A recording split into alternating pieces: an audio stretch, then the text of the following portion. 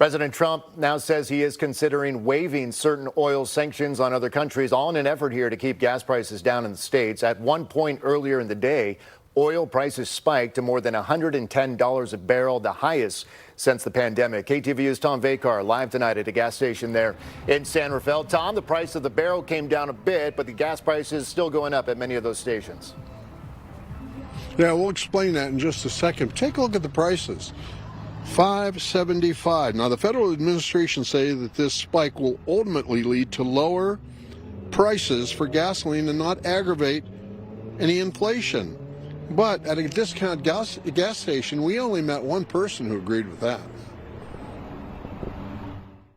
We're putting an end to all of this threat once and for all, and the result will be lower oil prices, oil and gas prices for American families. Monday, Brent crude oil spiked to $109 a barrel, settling back to $85, but well above the pre-war mid to high $60 range. I think makes it quite clear that there's tremendous uncertainty about how this war is going to go, how long it's going to take, and how it's going to resolve. Worldwide ocean shipper MSC imposed emergency fuel surcharges on container shippers. The larger problem is what happens when those prices start to feed through into goods and services. And at some point, they start to raise prices. Last Wednesday at this gas station, gasoline was $4.06 a gallon.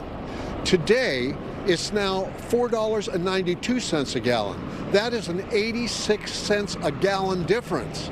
$12 extra for a full tank of gas. This man got rid of his truck for a Toyota Corolla. $80 every 2 days to fill up my tank.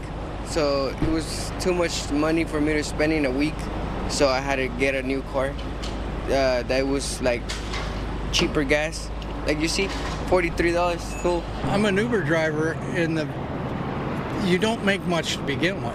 And when fuel chisels away at what little profit you're making, it becomes a joke after a while. Penny Fisher owns a small tank, gas-sipping Chevrolet Spark. All I know is that I have to use my car to get to work, so I have to budget in the $7 extra or so per fill-up.